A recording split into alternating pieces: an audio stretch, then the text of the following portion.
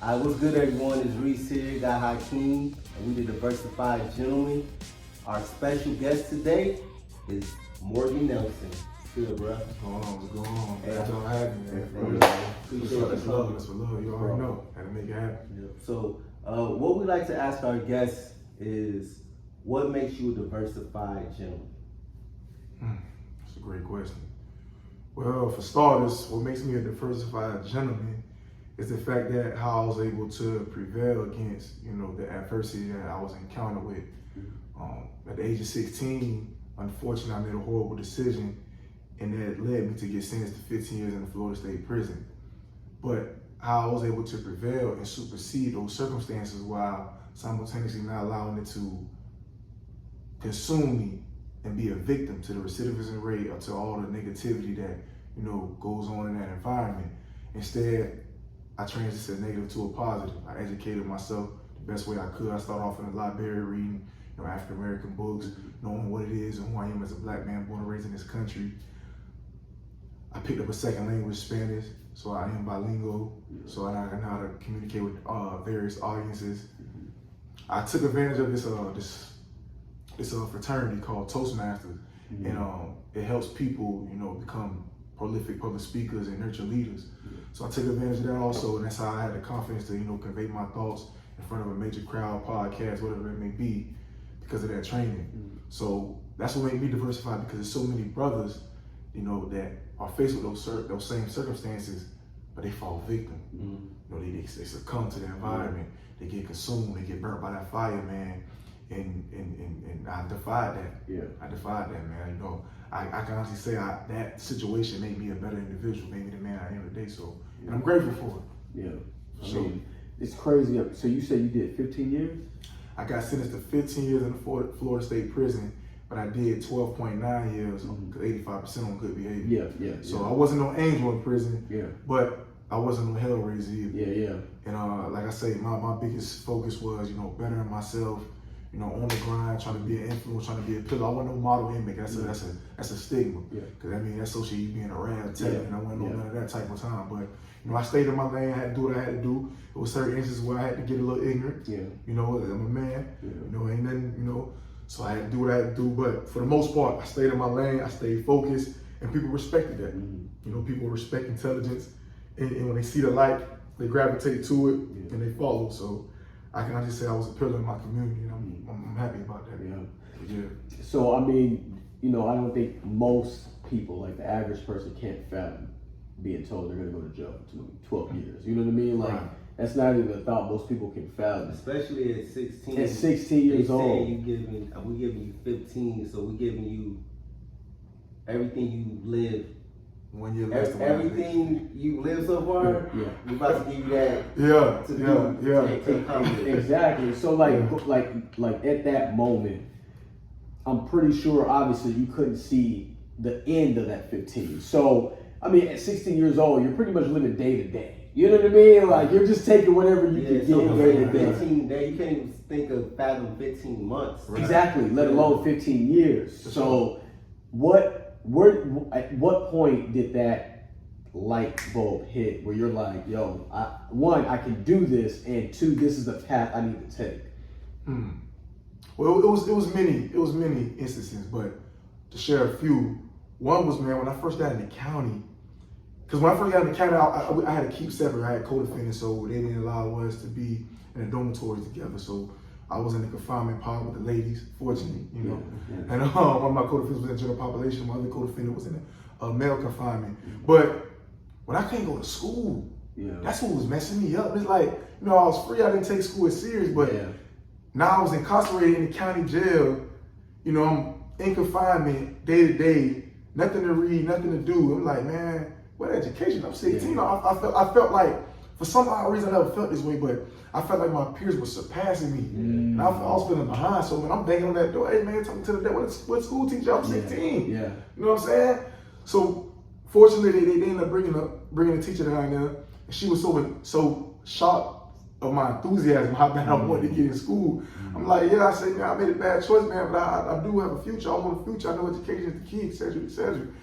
And a couple months after that, they got me out of confinement, put me in general population, and they got me in school. And when I got in school, 3 months after that, I got my GED. Because the time I was 16, I didn't have enough credits to graduate. To get my high school diploma, like from the school. I didn't, because I was about to turn 18 in about a year and a half, and I was so behind on the credits, man. I was messing up in school that I couldn't fulfill that. So she said it'd be in my best interest, go ahead and get your GED, because once you turn 18, the county jail don't give a damn about you. So I was like, you know what? I'm gonna make that move. Hey, at least I accomplished school. I got something on my belt. Some people ain't got that. So I went head first, man. I passed my GED, the first test, man. It was lights out ever since. But when I actually went to prison, because I did 2 years in the county jail, but it's time served. So then I actually went to prison at 18. And when I seen, man, especially our brothers, man, when I'm seeing brothers incarcerated, 50, 60 years old. Oh, man, that's the worst, man. Gray hair, can barely walk, ain't getting the proper medical treatment, and the officers treat them like slaves, man. Treat them like they just another number, like a rag doll. And see, in prison, in Florida State Prison, we use letters to indicate how many times a person has been incarcerated. So I had a 0, meaning the first time. The second time is A, third time B, C, D. You get the picture. Man, these brothers in there got J's on their tag, man. Really? J's. So you do the numbers. So is it within that identified prison number? There's a letter that identifies how many times you've actually been incarcerated. Exactly. Oh, I didn't know that. Exactly. I didn't know that. Because that gives you like that they put that stamp on. That's what it is. It's a troublemaker. And probably not even a troublemaker. Like you just ain't learning from your mistakes. Or you know what I mean? Caught up in the system. Or you're caught up in the system. Exactly. They call it the recidivism rate, man. That's what is just the driving force within me internally to strive to do the things that I'm doing out here, because I don't want to contribute to that recidivism rate. Because truth be told, you know, I'm still up under the 3-year threshold. They say the average person that gets out of prison will return within the 3-year time frame. I've been free since December 31st, 2018, the last day of 18. And what is it, September 10th, September 11th? Rest in peace to the soldiers, fallen soldiers. But September 11th, so I've been out 2.5 years. December this year, make 3 years. Full. So I still ain't get out of the parameter yet. I'm still in that. But I'm confident. I'm defining all that, man. I don't see none of that, man. I got my own prize, man. Life too good out here. Got too many things going on. I ain't going back, man. Unless I'm going in with a 3-piece suit. That's how. Giving motivation, giving encouragement. Let these boys know they can prevail, man. But that's it. I ain't going back in no monkey suit. That's how. So speaking on the prize, let's get into the book. Let's get it. Let's get into the book. Let's get it. So tell us, what was the motivation and driving force to become a writer? Okay. The first part. Okay. Well, first, one of my best friends by the name of Jeremy Blunt, he's been incarcerated as well. He has a brand called the Return Specialist. He did a small stint, a smaller bid, but while incarcerated, he wrote him a book. He shared his story, and it's been successful. And he was encouraging me, hey man, Mo, you need to write a book, man. You need to share your story, man. I mean, I know you share it, but people need to have access to it. It needs to be tangible. You need to, brand that, stamp that. So he was in my ear about that. And at the time, my ex-girlfriend, Tanae Houston, was being very instrumental in my development and growth. Unfortunately, we're not together right now, but life happens. But I still appreciate everything she done for me. But she was telling me, sweetie, you need to write a book. It'd be best for you, et cetera, et cetera. So I said, I'm gonna take one off, see what I can do. Because I was just not tired of it, but everybody always asking me my story. What I went to prison for, what happened, what gets redundant. It gets redundant. So I'm like, you know what, man, I'm just gonna write a book. And if y'all ain't intrigued, man, y'all just gonna get the book. Read this. We solved that. They tell you everything. We solved that. So that was the driving force. That was the motivation. And I just wanted to, let's be honest, right? Life's not guaranteed. I can die tomorrow. We all can. At least if I died, I left a legacy. I got something. You know what I mean? Because they say righteous men never dies. So I want the world to know how righteous of a man I was. I want to leave my legacy. I want to leave my imprint. Just in case I have something happen to me, man, I won't forever have the opportunity to know Morgan Nelson. So that's for me. So who is this book geared towards? Is it geared towards the youth? Is it geared towards black men? Is it geared towards high schoolers? Is it geared towards anybody who wants just to hear a good story? I say it's geared to anybody that is encountered with adversity, some type of challenge, and they think that their life is over, they can't prevail. Mm-hmm. And I'm here to tell you, I don't care what you're going through. I don't care what adversity, what challenge, what difficulties, you can make it and you can supersede, but it all depends on your mind frame. That's what I did while I was in prison. People look at me, man, you so young, how was you able to come out? And man, you all you good out here, you doing this and doing that. But it didn't start out here, it started in there. It all started with my mindset, man. I had to change that perspective. I had to look at it, be optimistic about the situation and transition that negative into a positive. And I did that by application. I just ain't had the thought, oh yeah, man, I need to do something. No, I got my ass up every morning and I was productive. I went to the library. I tried to take advantage of, school kind of crappy in DOC, but whatever they had to offer, I tried to take advantage of it. Like I said, I learned a second language. I did that. I forced myself because my take was this. I got heavy charges, violent charges. So when I'm in front of an interviewer and I explain to them my situation, I know they're gonna look at me kind of apprehensive, like, oh man, you did that, you was involved in that. Oh, I don't know. I was prepared for that. So I say, look, I'm gonna educate myself, edify myself to the T. So I'm gonna make it so hard for anybody to deny me opportunity. Because when they see these credentials, they see how I articulate myself, they see how I present myself, how I carry myself. It's hard not to give this brother a chance. Make it hard for you. Look at my man Maurice. He got me on Instagram. He said, man, I like how you moving. I got to have you. Brother, ain't know I got it. I'm a convicted felon, man. He ain't see none of that. We met, man, because I was moving. I bought some friends from my brother. And I look at him on my boy podcast. You know what I'm saying? It's all about personality and that mindset. If I'd had his mindset, I think this brother would have offered me in his home.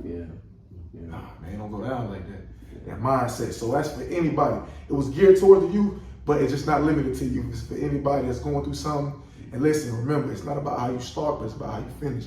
The turtle started slow, but the rabbit finished last. Remember that. Perfect. So what things were you reading? I'm pretty sure you was reading stories about very powerful people. What kind of got your mind like? Because your mind is a muscle. What kind of got your mind just pumping that mental? Maurice, man, we can go on and on about that, but I'm gonna run it down to you. Autobiography of Malcolm X. Read it twice. I read that. I read that as a kid. Yeah, my dad actually made me read that. Free my soul. You know what I'm saying? African World History by John Henry Clark. The Broader File by my man Tony Broader. From Niggas to Gods by Akil, 5% brother. That book there, man. You read that, man. That title's so catchy. A lot of people can't fathom that. From Niggas to God, what he talking about? He's talking about the ignorant state of mind. Transitioning that to your godlike abilities. Because we all have that godlike internally. It's all in us. You got to tap into it. You know what I'm saying? We always looking up there. God's within self. They tell you, man, the kingdom is within. So he helps you bring that out. It shows you. So that book did a lot for me. What else, man? Think and Grow Rich by Napoleon Hill. As a Man Thinking by James Allen. The 50th Law by 50 Cent and Robert Greene. I can go on and on, man. Like Science of Getting Rich. Man, it's just, I just read a plethora of books and it just reading. Y'all remember reading Rainbow? Man, I used to hate it when I was a kid. Like, man, this stupid stuff, man. But as I got older, I had like nostalgia. And I remember reading Rainbow. The chorus like, take a look. It's in the book. I can't go anywhere. It's true. But I went to so many places writing that 4x10 set by reading books. I went to Africa, Europe, the Caribbean. I went everywhere by reading. And reading, it helped me identify options. I don't have to do what I was doing. I ain't got to do that. I got life after this just because, okay, I'm 18 and I did the numbers. I'm like, damn, I'm going to get out when I'm 29 years old. At the time I thought it was over. I'm like, I'm still good. You just started life. And depending on what I do now at that specified time, it's going to determine my outlook on the future. So I had to get to it, man. So that reading, man, reading is it's cliche, but it's very fundamental. And it helped me become the man I am, man. Like, man, I guess I can go on and on with the books, man. Bro, I read so many books, man. This is crazy. Like, Now Valley. Man, I forgot the whole thing, but it was by Tony Broader too. And it's just a lot of books, man. I can go on and on, man. Soul on Ice by Eldridge Cleaver. My man, what else? George Jackson, Blood in My Eyes, W. Du Bois, Solar Black Folks. Man, we can go on and on, man. I read all that, man. I took all that in and it just grew me, man. It just gave me a different perspective. And it's like, I thought about it like this, especially when I learned about us through the Atlantic slave trade, how we came over into the Americas and such, so forth. So I'm like, here it is, our people, our ancestors. They were subjected to servitude involuntarily. They fought for us to have this opportunity to be on a podcast, to wear nice clothes, to have our freedom, to get this money. You know what I'm saying? But here it is, we place ourselves in servitude to subjection to slavery. Because 13th Amendment says, slavery still exists. If you break the laws of the land, you're subjected to slavery. That's what I was subjected to. So I'm like, isn't it spit on my ancestors' face because of my decision making to put myself back in the predicament they fought so hard for us to get out of? No, I gotta change that, man. But you had to, unfortunately, be removed from an environment, be removed for a situation where, to be honest, you had nothing but time but to do this, right? You know what I'm saying? Because when you out free, you have all these options. Or distractions. Distractions, right?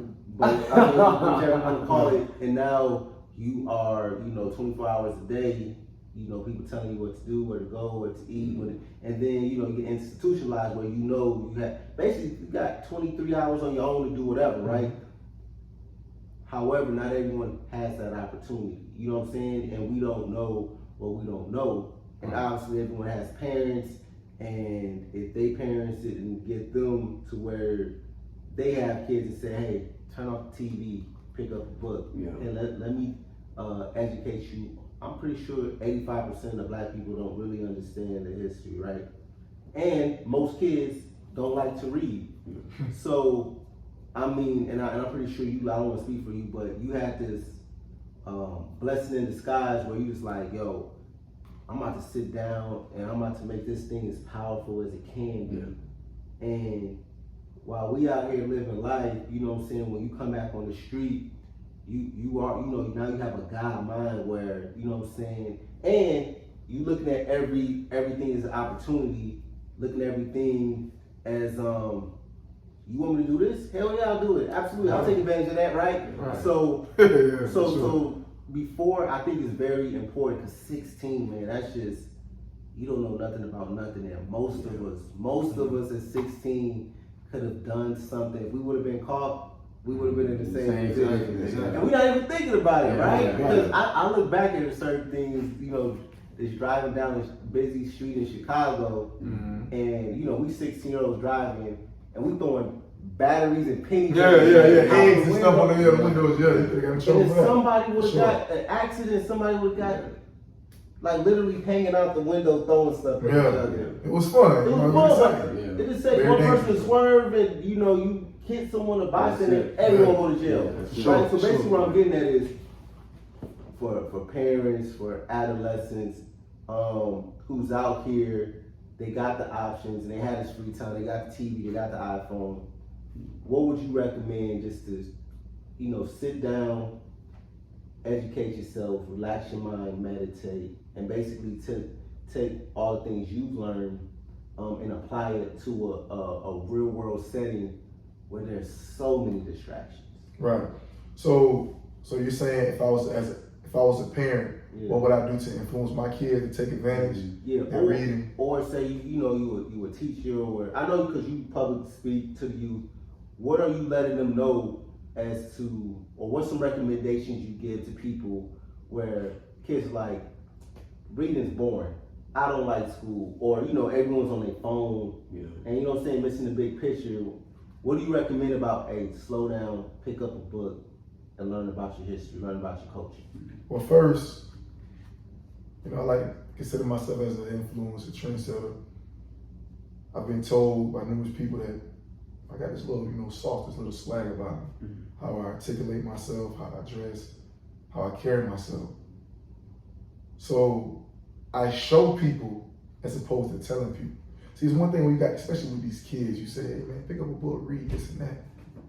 But think about how much bigger of an impact it will be if you allow that kid to see you read.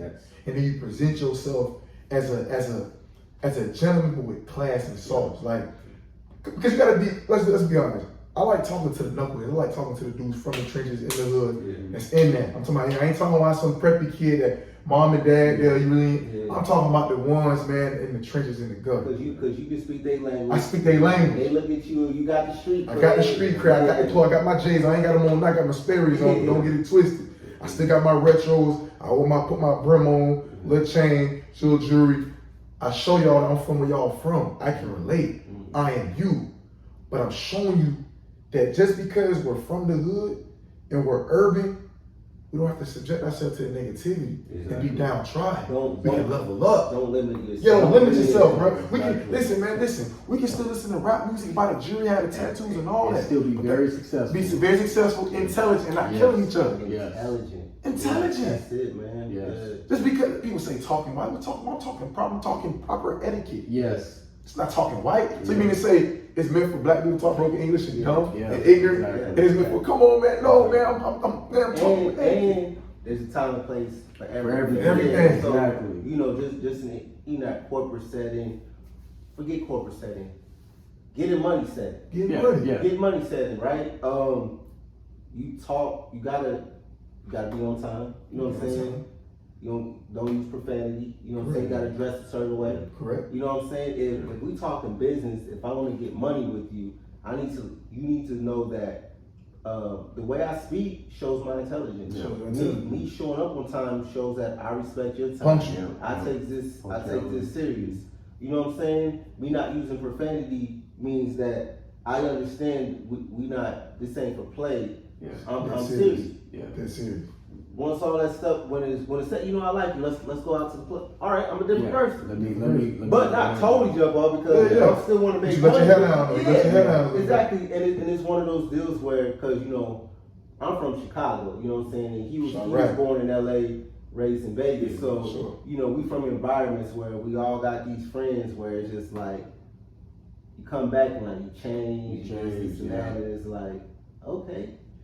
No, I've grown. There's a difference. Yeah. And you know, granted, we haven't had the same experiences, but we shared before this, the military taking us and putting us in different situations, showing us different countries and the opportunities we have here, and it gives you a different perspective, and it all starts here. You know what I'm saying? We were fortunate enough to like go overseas and to see all of these different countries, this and that. You was fortunate enough to learn about every culture going back thousands of years, right? But at the end of the day, did the same thing. It expanded your mind because there's certain people in my city that don't leave their block. That don't leave their neighborhood. Not the city, block. They block. So in Chicago, we got different sides. We got downtown, west side, down north side, south side. There's some people that, no kidding, in their 20s never went to the north side. Never taken a 30-minute drive. That's crazy. So when all you know, if all you own is your block, that's what your mind is going to tell you. This is it. This is your world. Yeah. Right? This is your world. And when that's your world, that's your reality, and you're going to move in that. So if everyone on your block is behaving in this manner, and you don't see a reason to do something else, if you don't see a reason to be greater, you're gonna fall in. If everyone in your family, if every male in your family's in the gang, if every male in your family going to jail, if everyone in your family goes to jail, that's just a part of, the norm. a passage, a rite of passage. Right. Everyone else go to jail. Yeah. However, if you switch it up, everyone in your family get a master's degree. Yeah. And you looking at those coming up, what are you gonna do? You gonna be the first one not to? Right. Everyone else, has a LLC, everyone else invests. Why you not investing? Yeah. You don't value the black sheep. What's wrong with you? The black sheep. But it's a fine line, it's a thin line, and it can go either way. Right. But it starts with the mind, and someone has to initiate that. Someone in the family has to do this. And I want to elaborate on something too, Marie, that you said, because you said, fortunately, I was sequestered from society, and I had less distractions compared to somebody out here in the free world. But make no mistake, man, it's a lot of distractions in prison, man, because you got a lot of young guys, the violence, the hostility, the gangbanging, the homosexuality, Yeah. the gambling, the drug selling. Don't get it twisted, man. Prison pretty fast. How you selling dope in the street? They selling dope in prison too. It's kind of like being on the block. Yeah, it's kind of like being. Just imagine this being in the project. You just in a big old projects, and 90% of people have that project-like mentality. Dog eat dog. Gotta hustle. Gotta get you before you get me. I gotta be the top dog. I gotta be the man I want to name. I want everybody to look up to me type vibe. So, and I'm not too long whistle, man, but I gotta applaud myself because it wasn't easy. Because one point in time, I did indulge in some negative festivities. It wasn't my whole bid wasn't all peaches and cream. You know, I did go through some phases where I was selling a little reefer here. I was doing this, I was doing that. But I had to ask myself, I'm always saying, man, I ain't coming back to prison. That's what everybody always say. I ain't coming back to prison, oh man, hell this, man, I ain't coming back to prison. But I'm like, I say I ain't coming back to prison. But look at my actions, what my actions tell me. Doing everything. I'm being disrespectful, in the game, doing this, da-da-da. You doing everything. I'm doing everything that's gonna lead me right back to prison. Exactly. So like, if I want to not come back to prison, I gotta change myself. I gotta change the game. I had to change my thought process. I had to change who I hung out with. I had to change how I articulated myself. Because people, like you said, with your verbs, people take you serious if you sound intelligent. And you ain't gotta be all intelligent. No. Just sound intelligent. And that's what reading helped me do. When I used to read, man, when I came across an unfamiliar word, I looked it up, I stopped, and you gotta know sometimes when you get a good book, you're like, damn, what this word mean? I still do that. Yeah, you know what I mean? I still do that. And I looked up the word, you know, I internalized it, and I tried to, you know, incorporate it in my vocabulary, and I'm practicing on people. People like, you must just learn that word here, bro. It sounds good, don't it? He's in the right sentence, right? He's in the right sentence right there. You know what I'm saying? So I was just, man, I just elevated, man. Like Drake said, elevate. I just elevated, and I just not to make nobody look bad, but just to show myself that, hey, I don't want to come back to prison, dog. Prison is not for me. We kings, dog. You was not treated like no king in prison, bro. You was a peasant, dog. That ain't for me. And it's one thing that you said that kind of stuck with me when you were like, when you first went in, it was like you were at a standstill, right? Like at one point, like you were at a standstill. And then you said it also, but you related to individuals that are actually out, not in prison, right? The same thing is happening on both ends, right? We have individuals in prison that aren't trying to do anything, right? They get lost in the system. And then we have people that get lost in their hoods. They ain't trying to do anything. Like time doesn't wait for anyone, no matter what the circumstance is. So just like you had to open yourself up to, you know, building your intelligence and building experiences, you still have to do it on the outside. You gotta do it anywhere. You gotta do it in any environment. I've been in the military 17, he been in 18, and people did get stuck in the, you know, in the military grind, right? And you look up, they done 20 years and they got nothing for it, right? Anything. Except they got 20 years of checks, and military's like, all right, man, it's time for you to get out. And you're like, you know, NBA players, you know what I'm saying? You know, you got all these professional athletes that make millions of dollars every year, and as soon as their career ends, as soon as they get hurt, they broke.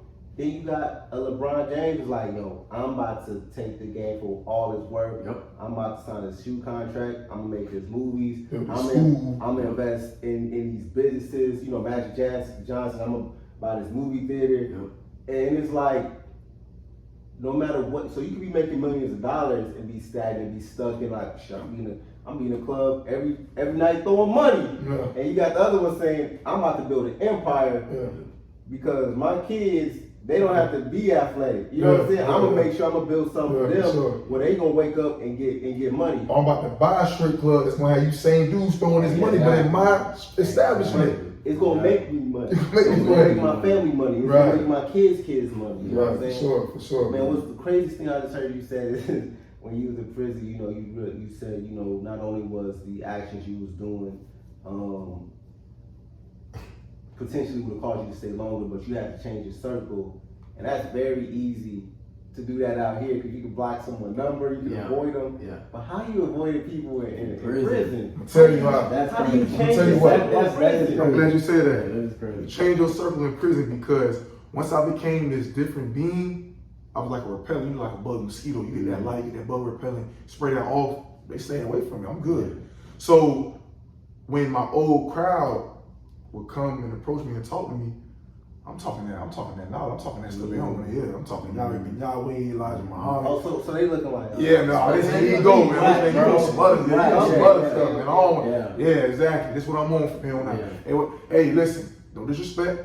I love sports. Tampa Bay Buccaneers, Lightning, all that. USA Today, I love reading sports. But then I started to switch it up. Hey, man, I just don't want to sport. Let me get the money as well. Let me get the news, the money, and the lifestyle. I want to read all that. Talk about these investments. You know what I'm saying? Some of these stocks and bonds and real estate. Man, I'm just trying to get this for the tickets. You know, I ain't on that, but I'm playing the ticket too. I'm playing a little parlay, but I'm also finna talk about these stocks and these bonds and what's going on. How we can, you get what I'm saying? Exactly. Man, here you go, man. I ain't with all that. Why we don't what? We talk, bro. Let's build. They don't want to hear it. So then I started, you know, surround myself around like-minded individuals because this is I want to debunk this myth, man. Everybody in prison is not ignorant. No, not everybody in prison is not a criminal. Some people in there is in there solely innocent, like really innocent, and some people in there like like me for myself really made a bad choice in life. I wasn't innocent because I did something very horrible to place myself in that situation, but I really didn't assess the circumstance. I was young. I was a baby mentally. I didn't really, you know, foresee that specific action and where that can lead me at. But then when I got in that situation, I realized, man, this dead serious. I messed up. What can I do to show remorse to the family and show remorse to my mom because I embarrassed my mom and to myself? You know, I hurt myself, man. I hurt me. I'm a king. I was born a king. I hurt myself by subjecting myself to servitude. So I had to switch it up. I had to change it up. And it's funny because I remember, man, and it kind of ticked me off. It kind of ticked me off, man. And he was serious and it hurt, man. It was a compliment, but it hurt. Because one thing, I'm just going to be on, hey, for to get it uncut. I don't like when a white guy compliments my intelligence. For some reason, I don't like it. I mean, you're a smart man, you're a smart black guy. This is not what? I don't like that. I had one guy, man. Yeah, it's kind of like, what you mean, all black people? What are you saying? Are you good? I ain't no token black man. I'm a black man. I'm one of them too. You know what I mean? I just know how to talk a little different, but I'm one of them too. Yeah, I ain't no different. I'm from where they from. I'm that. So I had one dude, he was white dude, reading newspaper, man. And I just I asked him, I said, hey, when you done, man, can I get the money section, the news and all that? He said, yeah. 20 minutes later, he said, Mo is it? Oh yeah, what's they say, Mo? You're a chameleon, man. You're different. I said, what's up? Why you say that? I said, man, don't take it offensive, but you're the first black guy while I've been in here that asked me for my whole newspaper. They just asked me for the sports. Every black guy, they just asked for the sports. Let me get the sports. You asked me for the money, the lifestyle, the news, and the sports, everything. Say, you're a chameleon, man. He said, because you can have an intelligent conversation with me or anybody else in here, but then you can go down here, you know, with the guys from the hood, and speak their language and not be considered an outcast. I just laugh. I just say, I never forget where I come from. Never forget where I come from. But I know where I want to go. I know what I got to do in order to reach my pinnacle. So I want to broaden my horizon. I want to get on a different, whole other level upon my release. So what I got to do, I got to switch it. I got to read different stuff. I love sports, but is sports gonna pay my bills? I can put a little bets in, but I mean it's not guaranteed. I love LeBron. That's my brother. LeBron gonna bust me off with a $10,000 check if I need it. Exactly. No, and it's not that he doesn't care. He doesn't know me. You know, I'm not in a position to know LeBron James yet. You being realistic. Being realistic. And that's my man. But LeBron ain't gonna pay my bills, dog. So I love watching King James and Cavaliers, all that, and I'm still gonna watch it, but priorities first. Exactly. Let me get myself right. Let's stop talking about how much money these athletes got. Talk about getting this money. What can we do? Exactly. We got brains just like that. Okay, we might have the superb athletic abilities, but we got a brain that's equivalent, if not better than theirs. Let's use our brain to get this money. Speak about getting this money, man. One thing that when I was following you was the vending machine. Vending machine consultant. So tell us about that, man. How did you get into that? I got to tell you. And what does your business entail? Man, listen, be honest, man. I was introduced to the vending business while incarcerated. Like 3 months, man, literally 3 months. prior to my release, a guy, an inmate, peer of mine by the name of Reginald B. Burney, he said, "Hey, Mo, I'm gonna tell you a nice little hustle, man. Now, you may make fun of it. A lot of people do. I said, what's up, bro? What you got going on? Gumball machine.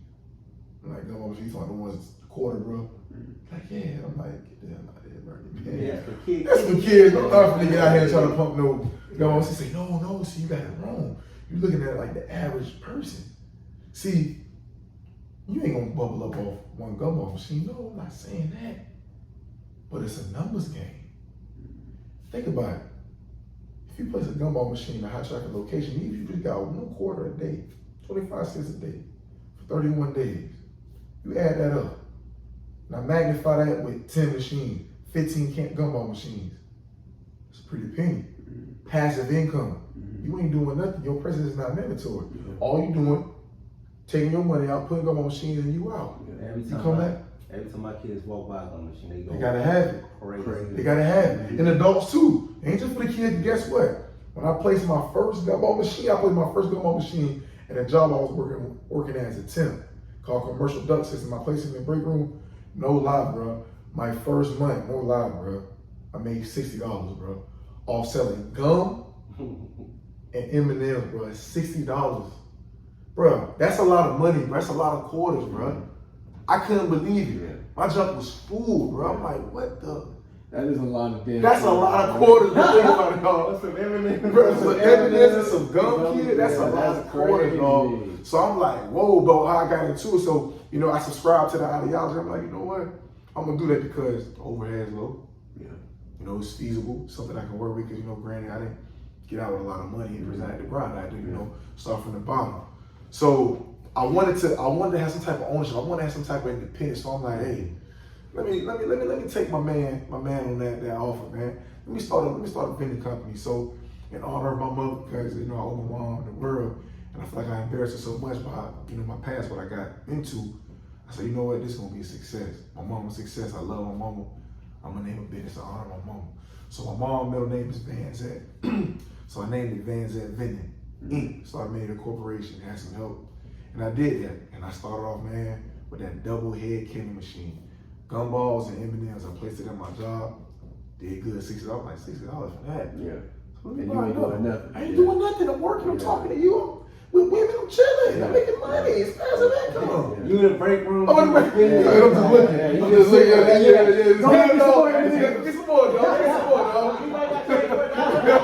I got you right here, dog. You know what I'm saying? You know, so it was a good feeling. It was the first feeling I had of independence. Like I wasn't just. I created another stream of revenue for myself. I just wasn't dependent upon the check. You get what I'm saying? It's addicting, ain't it? It's addicting, man. So guess what? I bought another one. Next thing you know, I had about eight candy machines, man. They was doing very well. And then I said, you know what? I'm getting this money like this. I'm getting this money from my job. The checks. Now my checks wasn't all that, but mindset changed. Hey, my checks ain't all that, but I can make it work, all depending on how I look at my money and how I budget. And in urban communities, black men and women, we don't value and appreciate money. We don't have relationships with our money. That's the problem. I had a relationship with money. I knew where every dollar went, bro. I was so adamant with my dollars, bro. I was saving. Listen, my checks was what, $450, $500. That's not a lot. That's really not a lot. You get what I'm saying? But man, I made sure, man, 20% saved up. 20%. I don't care what if I got a 20%, man. 20%. I just saved, accumulate. And then I went to the big leagues, man. I ended up purchasing my first soda machine. But I got blessed. I gotta be honest. I got blessed. I bought my first soda machine for $50, bro. Some of the situation with Maurice. He moving, he leaving. He got a soda machine. He can't take it to DC with him. You know what I'm saying? So, you know, blessed by the Most High.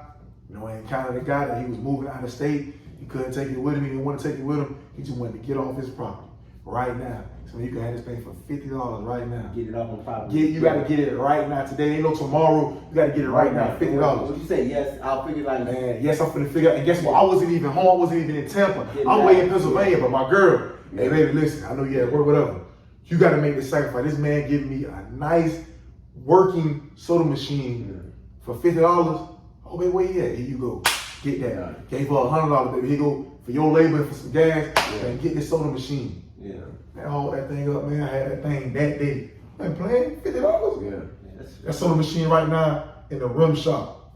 In the rim shop. One of my best locations, man. Every time I pick up $100, $120, man. They killing them sodas in there. Yeah. It's hot. Boy, don't Yeah. go to the store. Yeah. It's killing me, bro. Killing me, bro. Yeah. I love it, bro. That's just one machine. Now I got 6 soda machines. Yeah. They pumping. See, and it's crazy that, a lot of people, I think, especially our people, we don't appreciate, like you said, we don't appreciate the dollar, right? We don't appreciate the small victories either, right? Because you look at the gumball machine, the M&M machine, $60, right? Doesn't sound like a lot. Yeah, doesn't sound like a lot. Yeah. But when you start adding it up, one, I'm not doing anything with this money except reinvesting That's it. You know what I mean? That's it. And now, not only am I reinvesting it, but I'm growing that passive income by buying more machines. Now that 60 turns to 120, 120 turns to 180, so on and so forth. Then you That's get, crazy. But then you get 2 of them. Then that 2 turns into 5. Exactly. And now you got $1,500 a month.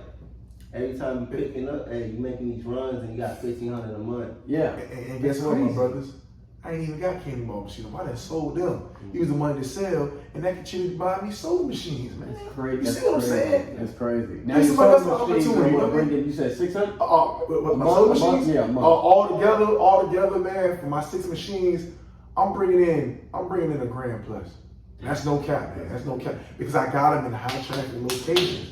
But see, one thing that I did that a lot of people are not willing to do is I invested in my company. Yeah. Man, I spent $2,500 alone just on the website that gains me leads. You get what I'm saying? Because me, I don't do no cold call. I don't go to nobody's establishment. People come to me on my website, and want my service when they place a soda machine there. You know what I'm saying? But I invested $2,500 for that. Yeah. How many people gonna invest? Yeah. Like how many people gonna put $2,500, make a $2,500 investment? It's not even guaranteed. That's not no soda machine. That it's just for the lead, the opportunity to get locations, to get accounts. Yeah. I believe in And it. it's not even just that $2,500, but how many people gonna say, man, you successful doing this.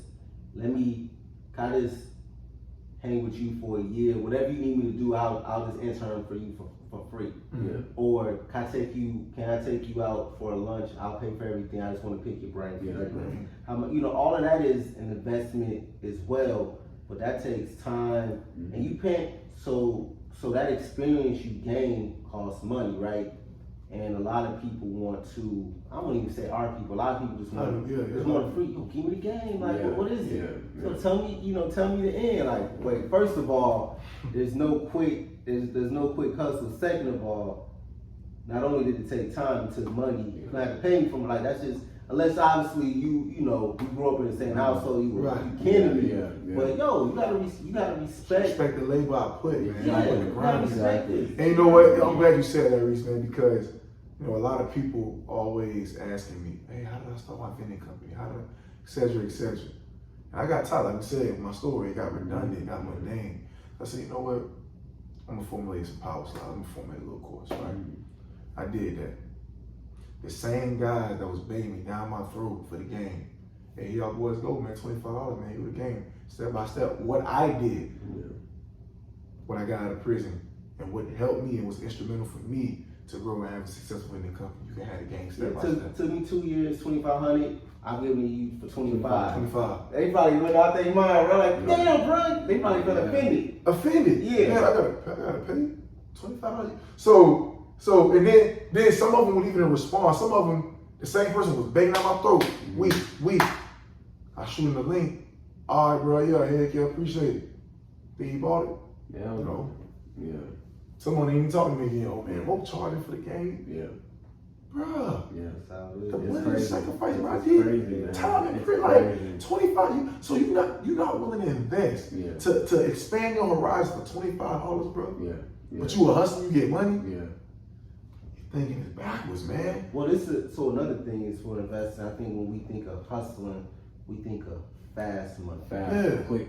And another thing are people sometimes we feel that other cultures they got these hidden rules, hidden laws, and it's like, no, the game is out there. It's out there. It's not quick though. It's long, Yeah. right?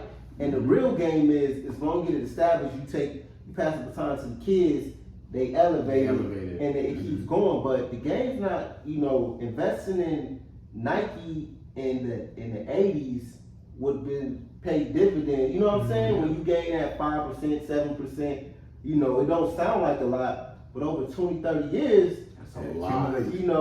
it's a lot. And it goes back to time, right? It's inevitable, right? We live in a linear timeline. It's inevitable. If you happen to live that long, you know what I mean? Right, 10, 20, 30, that shit is gonna come. Yeah, right. It's gonna come. So, Facts. like, we want it too fast. Everybody wants that Dogecoin. It was 3 cents one day. It was $30 the next. Yeah, I'm trying to get on that. yeah. Got it, but that's like, what I'm saying, that's like striking oil. What you need to do is the Warren Buffett approach. You need that slow, long. Shiba coin. Exactly. Same thing. Richest man in Babylon, right? I'll bring the book to you. Yeah, Plant some seeds, 10, 12 years, watch it grow. Yeah. In 80 years, you got a huge tree with some shade, but you don't plant the seed and just stare at it. You know what I'm saying?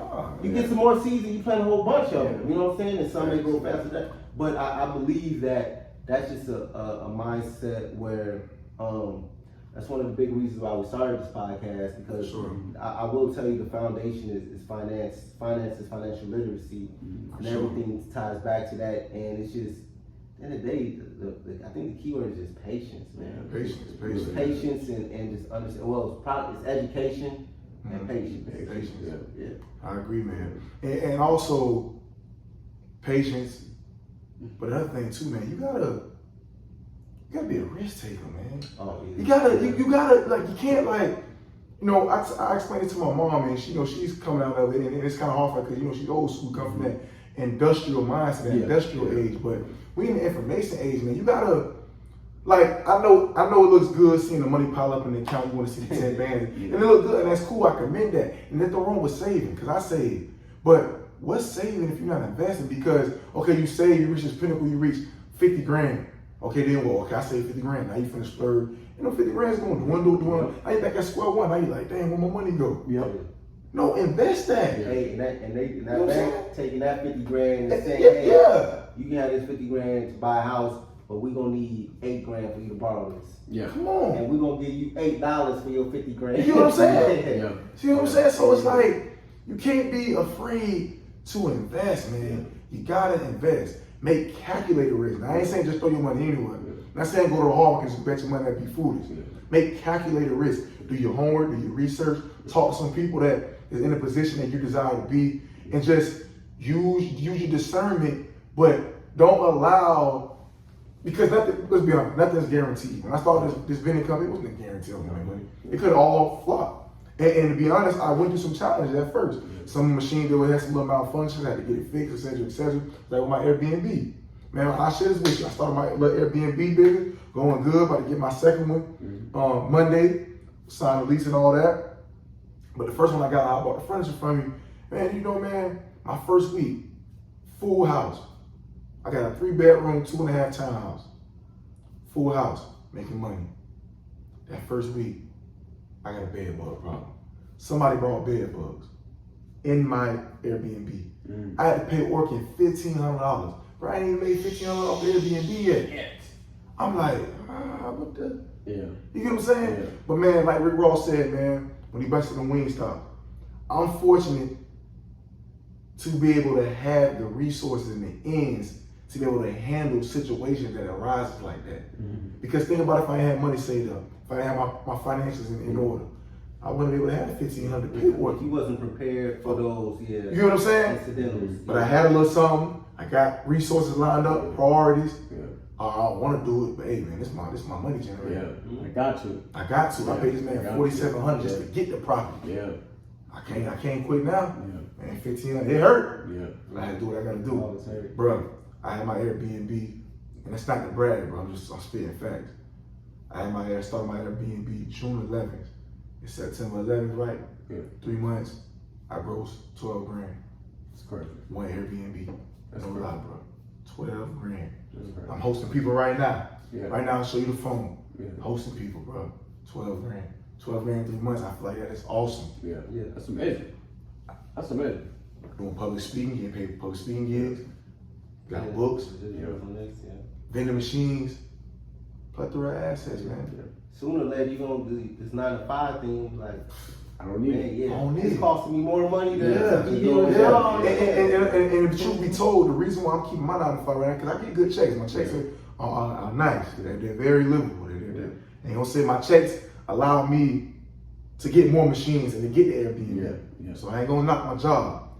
But I'm coming to that point where I don't need a job. But I like my job because I get to travel. I get the free travel.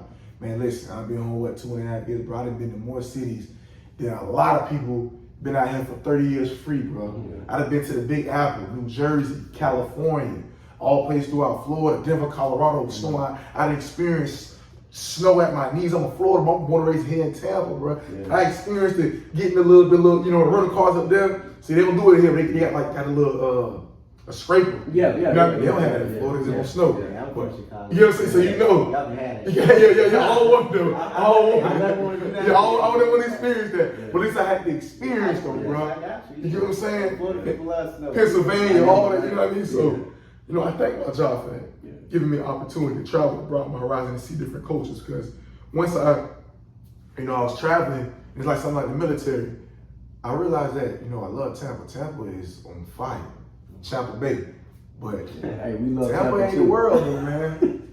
Tampa ain't the world, man. It's just it's life outside of town, Oh, man, man. it's a big world. Yeah, it's a big world. Like Big Tampa, world. we got pretty ladies, but we ain't the only place that got pretty ladies. Pretty ladies in Vegas, Yeah. Atlanta, LA, Chicago, everywhere, man. And you can get money. And you can get money in the places. Exactly. You know what I'm saying? Because you can go somewhere and be like, let me tap into this Airbnb. Oh, dang. Dang, I can bubble up. Dang, what's up with this real estate market? Yeah. It's gonna be the next, You know what I'm saying? Yeah. So, And obviously, this is stuff, again, this is exposing yourself because if you just like, I'm a Florida boy, this is all I need to know, this is Tampa, is me, I don't need to, there's nothing better. Say stuff. You limit yourself. Hey, Limit yourself, you may say, hey, the love of your life may be down the street in Orlando, you know what I'm saying? Yeah. There may be money to be made in Pennsylvania, you know what I mean? Just because, you don't explore, you ain't exposing yourself. That's a fact. Yeah. That's a fact, man. I definitely agree with that, man. So, don't knock on the job, but, very soon it's going to be eradicated. But even the job right now, man, that's what? I got like 6 streams of income, and they say in order to be a millionaire, you just gotta have 7 or better. So I need one more. Yeah. I'm on my way, and that's how I think, Already on your man. way. And I love it, though. I just love listen. Right now, I'm off work the whole week. Some people, man, they get friendly. I'm about to work for a week. What I'm gonna do? Me, man, I'm good. Cause I got other money coming. I'm good. I'll be the first one volunteer, man. Let me get a week off. Let me get 2 weeks off. I can afford that.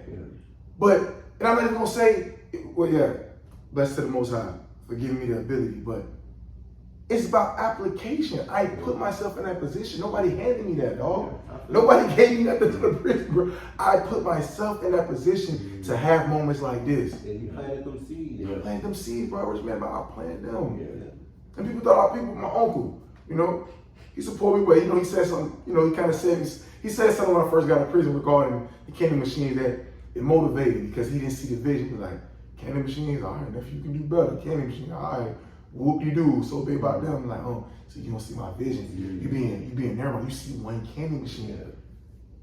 You forgot the S. Plural, not singular.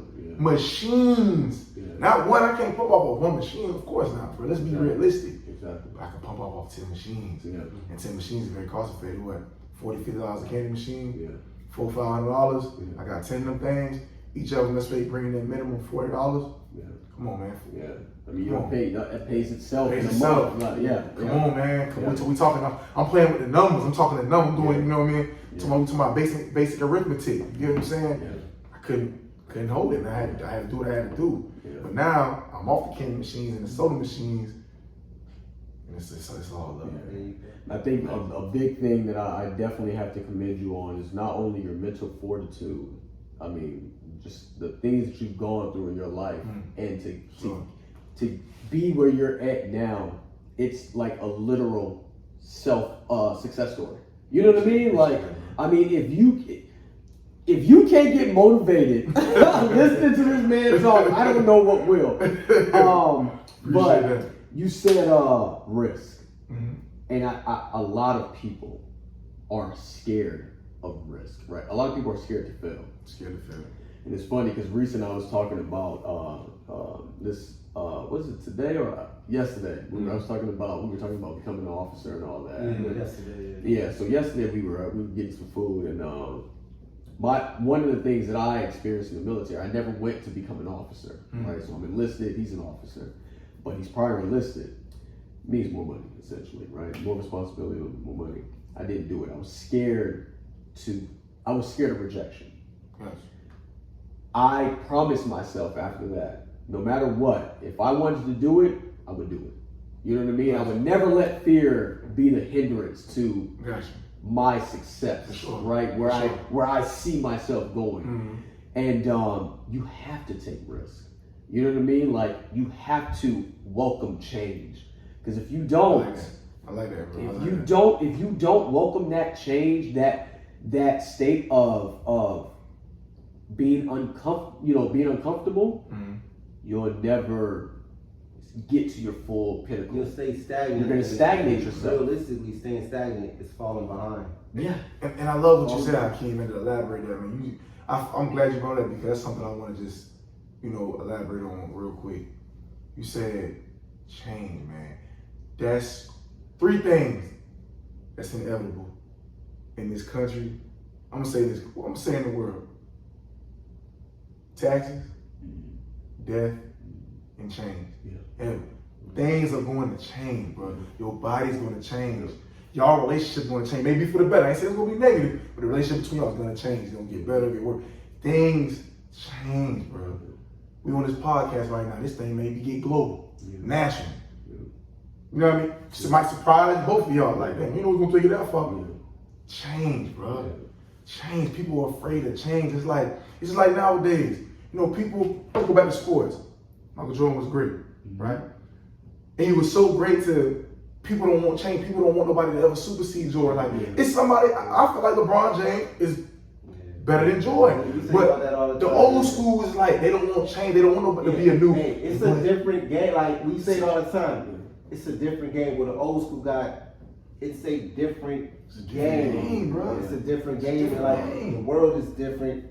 If you still hustling like you was in the 80s and 90s, you hustling backwards. Exactly. You know what I'm saying? Because like you said, the information age with technology and most of this stuff being free out here and stuff moving so fast, we are so much at a further advantage than our parents and definitely our grandparents. For sure, yeah. There's really no excuse anymore. Yeah, there's really not.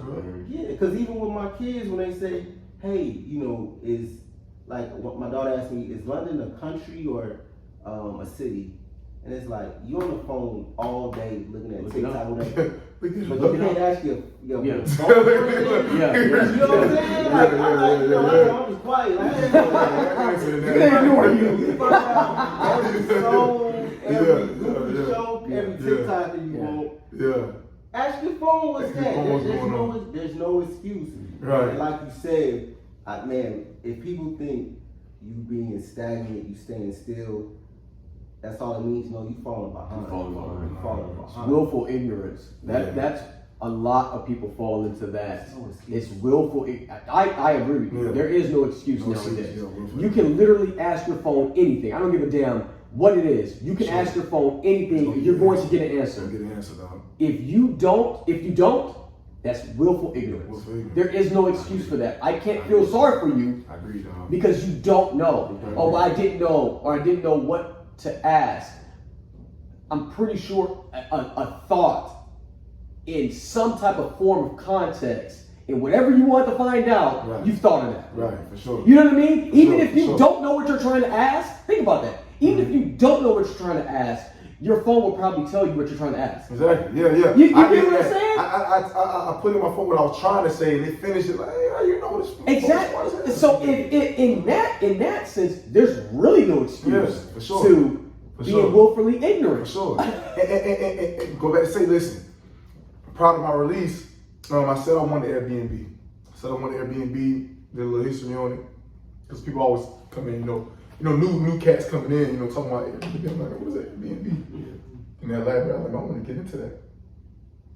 So when I got out, about a year or so went by, I said, man, I remember I wanted Airbnb, man.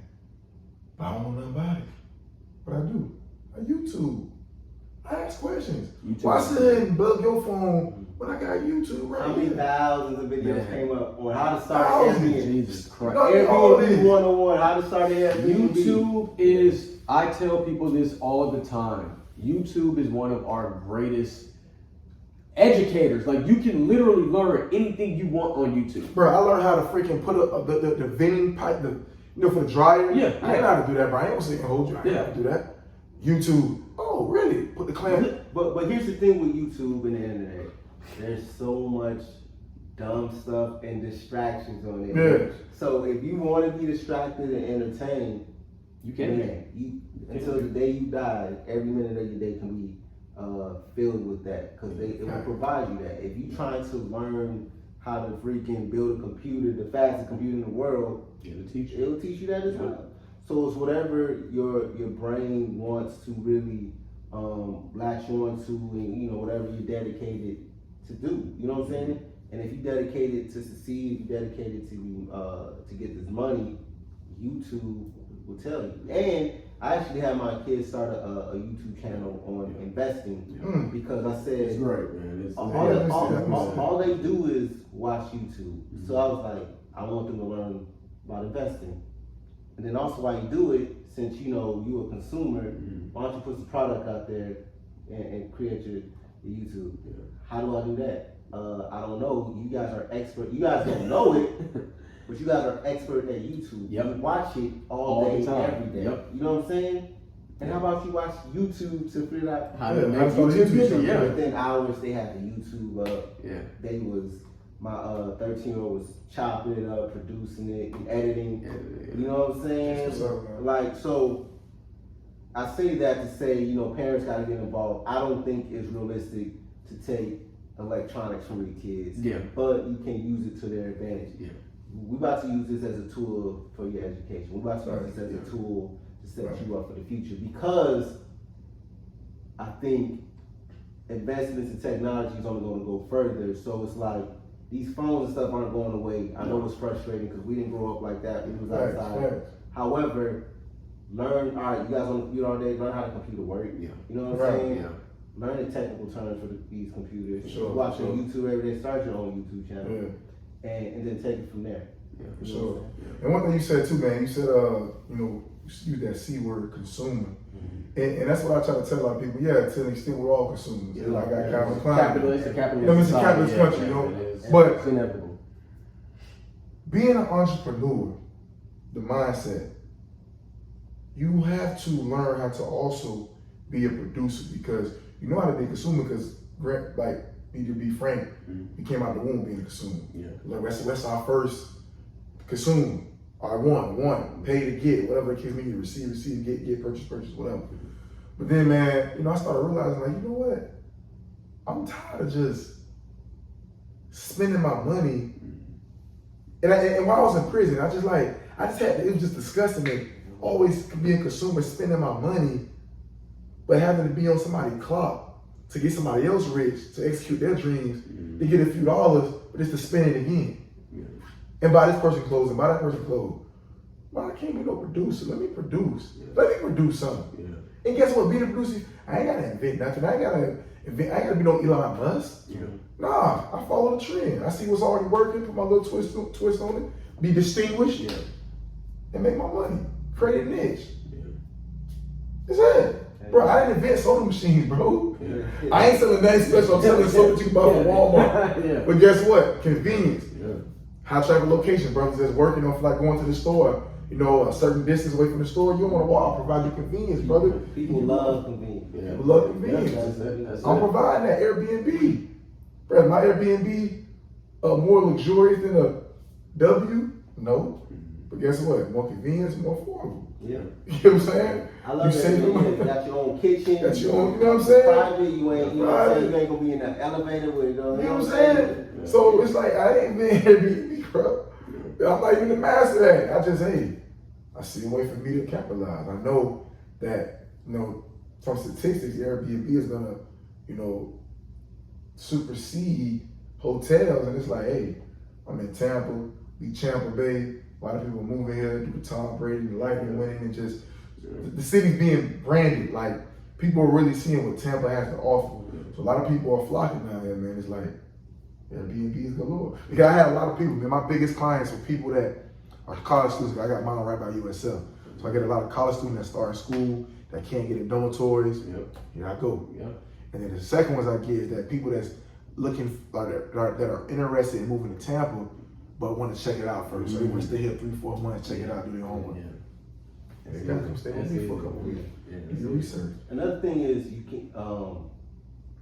can't scoff at $50 a month. You know what I'm saying? If that's $50 you can have, you can't scoff at $100 a month. Where, you know, that's income that you didn't have, right? Exactly. I don't know how much your Airbnbs make. I don't know how much your vending machines make. I don't know how much your candy machines make. But when you add them all together, you working with something. You know what I'm saying? I told you I ain't sweating going to work, bro. Yo, when you add them all I ain't together, sweating, bro. you working with something. I ain't right? sweating, bro. I'm not sweating, bro. I'm not sweating, these dog. I was fortunate to be able to buy your furniture. You know what I'm saying? I was fortunate, bro. If I ain't have it, I wouldn't do it. I ain't got it. I can't. I ain't got it. I'm fortunate to have it. And I'm not saying I'm rich, but no me. I'm not saying I'm multi-millionaire. I ain't know what near that. But I don't live paycheck to paycheck, and that's one thing that I fear. A couple things I fear: going back to prison, losing my mom while in prison, and living paycheck to paycheck, bro. I can't do it, bro. That's not living. Drake says, everybody dies, but not everybody lives, bro. If you live paycheck to paycheck, you was not living. You gotta get up every morning, get on somebody's clock, bro, just to pay your bills. That's all you can do. That's all you got enough money for, bro. You're not living, bro. You know, I gotta wait till Friday to buy a case of beer. Bro, you 30 years old. That ain't cool, but that's not living. I gotta save about 10 checks to buy my baby some shoes every 6 months. Come on, man. I want my baby looking nice, man. Exactly. Come on, man. I gotta pay 6 months to buy my baby some new shoes. You wanna live like that ain't me, partner. Man, I'm straight on that. I'm straight on that, bro. If I want to buy my baby some shoes, if I see some J's next week, I want to buy my baby, I want to have the luxury to buy my baby some shoes, man. If I want to buy them shoes, I want to, well, dang, man, I got to check, man. It's my light money. I can't. I don't want to go through that, man. I got you, bro. It's scary, bro. It is. It's scary, dog. I ain't with all that, man. I ain't with it. So just to wrap up this entire conversation, what is something you want to leave the people? What's one thing you want to leave the people? What I want to leave the people is this, a quote from a man I killed from the book From Niggas to Gods. If y'all had ever heard of that book, man, look it up on YouTube, look it up on Google. It's called From Niggas to Gods. It's a part 1, there's a part 2. And I read part 2, and one quote he stated that resonated with me is, don't dwell in the past, but never forget or disrespect the past, and allow the past to be a compass to navigate your future. I applied that. I've been to prison. I got a history, but I don't dwell in it. But I never forget or disrespect it. I never take my freedom for granted. And I use that experience to guide me to where I need to go as a compass. This is what I need to do. I don't need to do that because that could potentially land me back in prison. I don't want to go back. I gave these people 12.9 years of my life, bro. And I'm still on probation. I'm on probation right now as we speak. You know what I'm saying? So I'm not all the way free. But for the brothers that's on probation, listen, there's no excuse, bro. It's about your mindset. Change your mentality, bro. You gotta change your mentality, man. I mean, you can't expect. You can't expect. It's like, what is it? Insane? What definition of insane? Like doing the same thing, expecting different results. That's insane. It's insanity, bro. I know I don't want to go back to prison. I know I want different results, so I had to change it up. I like to drink, but I ain't drinking and driving, dog. I tell people when I go out, me and you going out, y'all driving, I get a little lit. I have about 3-4 cups. I get on that level. If I'm driving, bro, 1 cup minimum, bro. Yeah. I'm just doing it for the vibe, for the social occasion. Yeah. I don't care how. Not risking it. I'm not risking it, bro. It's not worth it. Yeah. It's not worth it, bro. This is a couple hours we finna have, holler at the little ladies on, it's all cool. But bro, when I go back to prison, man, how many people gonna write me? How many people gonna be there in visitation? Yeah. Nobody. Exactly. Ain't doing it, bro. You know what I'm saying? Now we at the crib, I'm staying at night, and we can get taught, we can hit the whole bottle of 1800, we can get it. Yeah. You know what I'm saying? But if I gotta go home, bro, get one cup and I'm out. If that. I feel you. You know what I'm saying? So, yeah, that quote, and like I said earlier, man, it's not about how you start, but it's about how you finish. And the turtle started slow, but the rabbit finished last. Remember that. The turtle started slow, the rabbit burned him, but who won the race? For real though. So that's for my guys that's in the streets, the fast lane. I understand, I get it. Be careful if you're doing it, and be smart. But man, listen, hey man, switch it up. It's all right to make a little slow money. It's all right to work on this 9 to 5. Listen, it's nothing. I'm not knocking. I'm an entrepreneur, but I'm not knocking the 9 to 5. I'm only knocking the 9 to 5 if you become narrow-minded and you subject yourself to only that 9 to 5, and like you think this is your gateway. No, use the 9 to 5 as a stepping stone. Use some of these checks, put it up. It may take a little minute. It may take a year or two. Yeah. But put it up. Get your nice little nest egg. Invest in something. Yep. Exactly. Still keep it 9 to 5, but now you can create another stream of income for yourself. Exactly. Grow that or invest in something else. Exactly. Now you got 3-4 assets. Now you can say you look back like, you know what? I got my time back. I can spend how much time as I want with my significant other, all my kids. Yep. You know what I'm saying? Yep. There you go. And that's what motivated me, bro. I buy my time back, bro. I lost all that time. I be damn, bro. I'm gonna get these assets and I'm gonna retire and I'm gonna buy all my time back. Yeah, I wasn't dying from 16, 17, my early 20s. But guess what? I'm in my early 30s living like a big dog. Yeah. You know what I'm saying? Having options. Yeah. That's my revenge, bro. That's what motivated me. I got to have them. Yeah. I got to. It's old to me, bro. Yeah. It's old to me. I love that. Beautiful thing. What about you, Hakeem? What you got for the people? I would say, I mean, you heard the story. I think no matter what you go through, don't let it define you. Don't live in the past. My man said, if you want it, you can get it. You know what I mean? But you have to want to put the work in. Nothing's going to be given to you. You know, we all have our trials and tribulations that we're going to endure and encounter, but don't let it define you. Grow from it, and there's always going to be a light at the end of the tunnel. What I got is don't be scared to fail. You know, usually being courageous doesn't mean that you don't have any fear. This means that you're putting that fear to the side and you still gonna step out on faith. You still gonna step out on knowing that even if you do fail, you're gonna get something from that experience. So don't let fear be the reason why you don't even try to do something you want to do. Yeah. So lastly, where can the people find you? Where can they get the book? You know what I mean? Man, for sure. You can, first and foremost, you can purchase my book on my website, DETOUR.com. You also can find it on Amazon as well, but I advise you to go through my author website because I can personalize it, I can sign it, ship it off to you, etc., etc. And if you want to connect with me, you want to build, you want to get me out to a speaking engagement, speaking in front of an audience, a crowd, consultation, whatever the case may be, you know, you can get at me at Instagram at Morgan_Nelson_speaks. You'll see me on there, DM me. Listen, I respond. My man Reese, DM me, man, I respond. I'm not one of these, you know, head up my behind. I'm not listening. I want to help the people. I'm for the people. I'm here. And you can also reach me on Facebook as Mo Nelson, MO space Nelson. Get at me as well on that platform too, man. And just connect with me, build with me, talk with me. You know, give me some motivation. I ain't got it all figured out. Don't get it twisted. You know, we can build from each other. That's what it's about. Build with these, bro. We're building a pyramid. So, man, let's rock. Let's connect, man. Follow me. I follow you back, and let's get to it. Yeah. And I appreciate y'all brothers for having me, man. This is a dope podcast. Distinguished podcast. Distinguished gentlemen, man. Successful men. That's what I deal with. So you already know, man. DETOUR, the wrong turn to change my life forever. Go get that. Beautiful story, man. And with that, make sure you like, subscribe. We appreciate you. Comment. Let us know how you feel. Let us know what we can do better. We'll make sure we tag Mo Nelson. And hey, we may have him on. Let us know. We'll have him on again. Appreciate y'all. Peace. Peace. Be safe. Thanks for coming through. Make sure you like and subscribe for more content. Also, ensure that you like us on IG. And also, you can listen to the audio version on all streaming formats like Apple and Spotify.